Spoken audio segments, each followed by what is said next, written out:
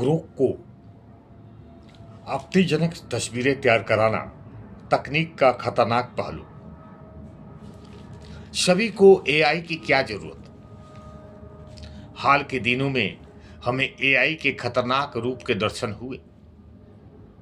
जिस तरह से महाभारत में दुर्योधन के कहने पर दुशासन ने द्रौपदी को निवस्त करने का प्रयास किया था, वैसे ही एक्स पूर्व में ट्विटर के एआई ग्रोक ने अपने यूजर के कहने पर तस्वीरों से कपड़ा गायब करना शुरू कर दिया। चिंताजनक ट्रेड। खतरे की घंटी यह है कि इस घटिया काम को करने के लिए किसी विशेष ज्ञान या हैंगिंग की जरूरत नहीं पड़ी। लोगों ने सामान से चित्र डालकर ग्रोक से कहा कि इसके कपड़े हटा दो या कम कर दो। हैरान करने की बात है कि कई मामलों में ग्रोक ने बिना कोई आपत्ति जताए ऐसा ही किया। हाँ, कुछ में मामलों में उसने जरूर कहा कि उसे ऐसा करने की अनुमति नहीं है, लेकिन कुछ में ही नतीजा इंटरनेट पर एआई तैयार होगी लोगों की नग्न और अर्धनग्न तस्वीरें वायरल करने लगी। असली बनाम नकली। हमेशा की तरह इस हैवानियत के कई शिकार लड़कियां, महिलाएं और कम उम्र के बच्चे थे। इनकी तस्वीरों को करोड़ों लोगों ने देखा, वह भी बिना उसकी मंजूरी के और कई मामलों में बिना उसकी जानकारी की। और एआई से तैयार इन चित्रों की क्वालिटी कई बार इतनी अच्छी थी कि लोगों को ये असली लगे। इस आर्टिकल्स लिखने तक परिस्थिति पर कुछ काबू पा लिया गया था। सरकार ने उसे लेकर एक्स को कानूनी नोटिस भी भेजा, लेकिन पूरे घटनाक्रम में एआई से जुड़े खतरे को एक बार फिर सबके सामने उजागर कर दिया गया।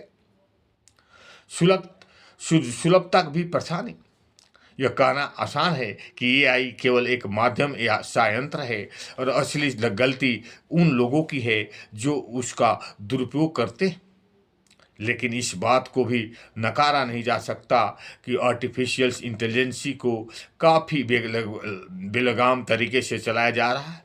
लोकप्रिय बनाने के चक्कर में इसे बहुत सुलभ बना दिया गया।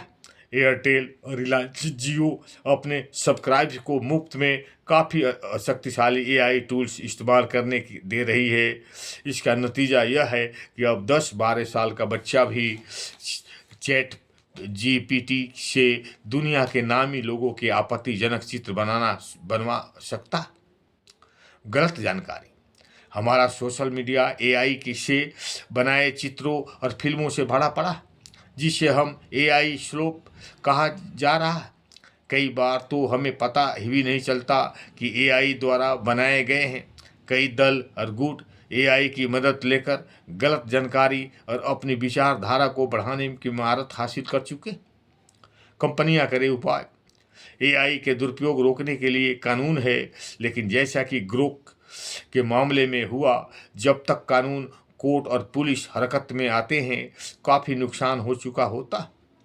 इसलिए समय की मांग है कि एआई टूल्स बनाने वाली कंपनियां, मसलन ओपन एआई, गूगल, माइक्रोसॉफ्ट वगैरह सुरक्षा के ऐसे उपाय करें जिससे इसका दुरुपयोग बहुत मुश्किल से हो जाए। जिम्मेदारी समझना जरूरी। मेटा और एक्स जैसी कंपनियों को ऐसे तरीकों अपनाने होंगे जिससे यूजर को पता न रहे है कि वो जो देख रहा है उसे इंसान नहीं एआई ने बनाया। गूगल और ब्रिंग जैसे सर्च इंजन को एआई से लैस चित्रों और लेखों को चेतावनी के साथ दिखाना चाहिए। जब सब करना मुश्किल नहीं है, बस ज़रूरत है दृढ़ संकल्प और सामाजिक जिम्मेवारियाँ दिखाने की। इससे समय जरूर लगेगा, लेकिन इन सब में ग्रोक जैसे जो खिस्से सुनने को मिल रहे हैं काफ़ी कम हो जाएंगे। ताकतवर पर खतरनाक। कहावत है कि बंदर के हाथ में उस तरह देना आपदा को आमंत्रित करना है। हाल ही की घटनाओं को देखकर लगता है कि सभी लोगों को बेधड़क एआई इस्तेमाल करने देना इससे भी ज़्यादा खतरनाक है। इससे दो राय नहीं है कि एआई में इंसानियत का भला करने की असीम क्षमता है, लेकिन ये तभी संभव है जब उसका सदुपयोग हो। गलत हाथ इसका क्या करेंगे ये ग्रुप दिखा चुका। खिलौना नहीं एआई। रामधारी सिंह दिनकर ने विज्ञान के खतरों को देखकर लिखा था कि सावधान मनुष्य, यदि विज्ञान है तलवार तो इसे दे दो फेंक, तजहर दो मुंह स्मृति के पार, हो चुका है शीत है तू इस शिशु अभी नदान, फल काटो कि तुझे कुछ भी न पहचान। ये पंक्तियाँ आज भी की स्थिति पर खड़ी उतरती। एआई के सामने मामले में हम में से अधिकांश अज्ञानी बच्चे जैसे हैं जो इसे खिलौना की तरह मनोरंजन के लिए इस्तेमाल कर रहे हैं, लेकिन एआई की धार बहुत तेज है। गलत और अनुभवहीन हाथों में यह हमारा भी सर कलम कर सकता है। ओम शांति। अच्छा लगे तो लाइक करें और सब्सक्राइब करें।